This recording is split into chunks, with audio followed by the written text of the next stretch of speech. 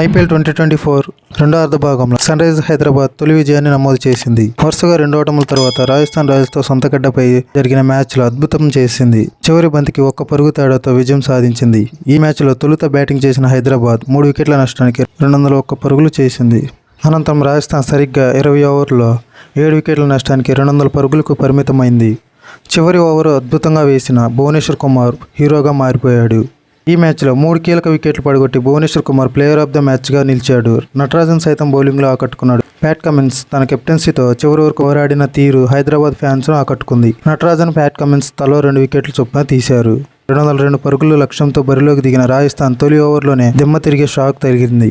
Jos Buttler, Sanju శాంసన్లను భువనేశ్వర్ కుమార్ డక్అవుట్లుగా pavilion చేర్చాడు. దీంతో జట్టు స్కోరు 1 పరుగుకే రాజస్థాన్ 2 వికెట్లు కోల్పోయి కష్టాల్లో పడింది. ఈ దశలో యశస్వి జైస్వాల్ 40 బంతుల్లో 67 రన్స్, రియాన్ పరాగ్ 49 బంతుల్లో 77 రన్స్ జట్టును ఆదుకున్నారు. రెండో వికెట్కు 134 పరుగులు జోడించారు. దీంతో రాజస్థాన్ ఈజీగా గెలిచేలా కనిపించింది.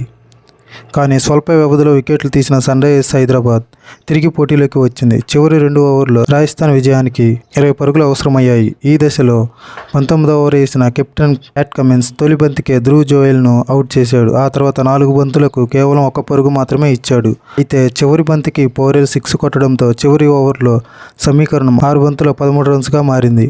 భువనేశ్వర్ కుమార్ వేసిన ఈ ఓవర్లో తొలి 3 బంతులకు 1, 2, 4 వచ్చాయి. ఆ తర్వాత 2 బంతులకు వరుసగా 2, 2 చొప్పున రావడంతో రాజస్థాన్ విజయానికి చివరి బంతికి 2 పరుగులు అవసరమయ్యాయి. కానీ భువి తెలివిగా వేసిన ఈ బంతికి పోరెల్ ఎల్బీడబ్ల్యూగా వెనుదిరగడంతో సన్ రైజర్స్ 1 పరుగు తేడాతో విజయం సాధించింది. ఈ ఓవర్ అద్భుతంగా వేసిన భువనేశ్వర్ కుమార్ సన్ రైజర్స్కు ఈ సీజన్లో 6వ విజయాన్ని అందించాడు.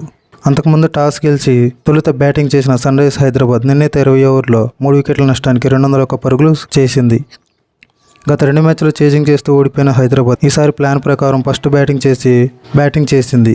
తెలుగు కుర్రాడు నితీష్ కుమార్ రెడ్డి 42 బంతులు 76 రన్స్ చేసి స్కోర్ను 200 దాటించడంలో కీలక పాత్ర పోషించాడు.